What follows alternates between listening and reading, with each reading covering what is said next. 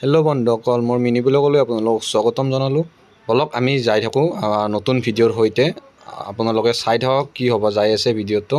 বলক। কি আঁকবা পাৰি? আম নহয়, আনাৰস। আৰু এই গোলটো দি আমি কি কি বস্তু কৰিব পাৰি? বেচিক ফৰ্মুলা মানে মৌলিক সূত্ৰ, হয় না? এই বস্তুটো আমি ষ্টাৰ্টিঙত এই বস্তুটো লাগে, হয় না নহয়? এই বস্তুটো পুৰা প্ৰেক্টিচ কৰিব লাগিব, তেতিয়াহে তোমালোকে এটা গোলেদি আম আঁকিব পাৰিবা, হয় না? এটা গোলেদি তুমি ফুল আঁকব পাৰবি, এটা গোলেদি তুমি অমিতা আঁকব পাৰবি, এটা গোলেদি তুমি বহুত কিবা কিবি বহুত দালি উৰিয়ান মানে গোলাকাৰ যি ফল আছে চব আঁকিব পাৰি। ধুনীয়াকৈ আঁকি থাকা, ধুনীয়াকৈ আঁকি থাকা, বঢ়িয়াকৈ আঁকি থাকা। পদুম ফুলৰ কেইটা পাহি থাকে? তিনিটা পাহি থাকে। অঁ, প্ৰাকৃতিক দৃশ্য বুলিলে আমি কি বুজো? নহয়, প্ৰাকৃতিক দৃশ্য মানে নিজে হোৱা বস্তুক প্ৰাকৃতিক দৃশ্য বুলি কয়, য'ত মানুহ ভাবি থাকিব নালাগিব, হয় না নহয়? তাতে ঘৰ প্ৰাকৃতিক দৃশ্যত থাকিব নালাগে, প্ৰাকৃতিক দৃশ্যত প্ৰকৃতি পেলাই ঘৰটো আনে নহয়, মানুহে ঘৰটো বনাইছে, হয় না নহয়? সেইটো প্ৰকৃতি নকৰে। কৰা এতিয়া কৰা।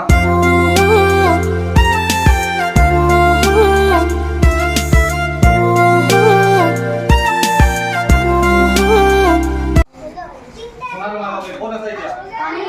3, 2, 1, পানী।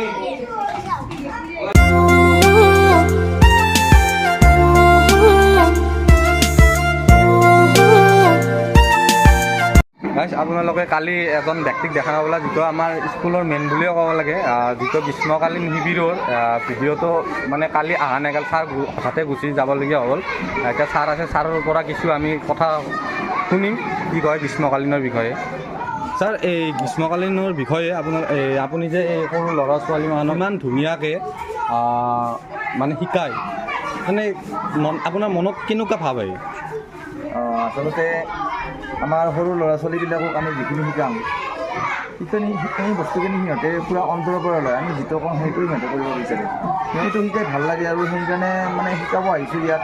এই গৰমৰ বন্ধত সৰু ল'ৰা ছোৱালীবোৰে ছাৰ মানে ঘৰত কি কৰিলে বেছি ভাল হয়? মাইণ্ডটো কেনেকুৱা ধৰণৰ ৰিফ্লেকশ্যন কৰে?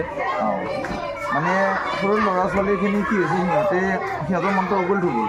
সিহঁতে খেল ধূলা খেলি ভাল পায়, দৌৰি ভাল পায়, উঠা বহা কৰি ভাল পায়, এইবিলাক ভাল পায়। পঢ়া শুনাও সিহঁতে ভাল পায়, মনোযোগ দিয়ে। কিন্তু পঢ়া শুনাত গৰমৰ বন্ধত কি হয়, সিহঁতে মামাকৰ ঘৰত কাৰোবাৰ ঘৰত যাব বিচাৰে। যাব লাগে আচলতে, ফুৰিব লাগে, কিন্তু সিহঁতক পঢ়াত মনোযোগটো ৰখাৰ কাৰণে আচলতে এনেকুৱা ধৰণৰ কৰ্মশালা পাতি থাকিব লাগে। আৰু ঘৰৰ গাৰ্জেনখিনিও সচেতন হ'ব লাগে যে ঘৰত থাকিলে কিবা কিবি ধৰক দুই এটা বস্তু আঁকিব দিব লাগে, আৰ্ট কৰিব দিব লাগে, বা কিবা মুখস্থ কৰিব দিব লাগে, তেনেকুৱা আৰু।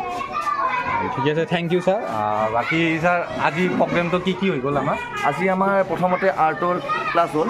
আৰ্ট 1 ঘণ্টা আমাৰ পৰাশৰে শিকালে। হয় হয়, 1 ঘণ্টা ধুনীয়াকৈ আৰ্ট শিকালে। তাৰপিছত আমাৰ আজি খেলা এতিয়া চলি আছে, উঠা বহা হ'ল, পানী হ'ল, সেইখিনি আৰু। এতিয়া আমি মেজিক চেয়াৰ আৰম্ভ কৰিম, আপোনালোকে চাই থাকক এতিয়া।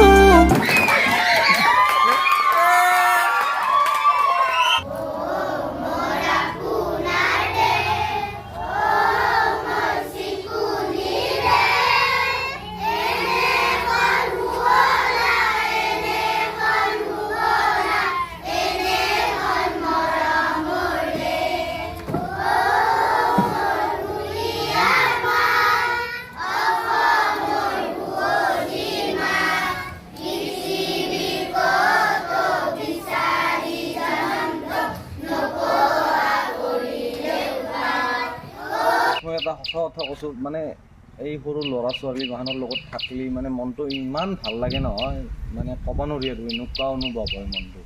আৰু যদি আপোনালোকে ভিডিঅ'টো চাই ভাল লাগিল, লাইক কমেণ্ট শ্বেয়াৰ আৰু ছাবস্ক্ৰাইব কৰি দিব নাপাহৰিব। আজিলৈ বাই বাই।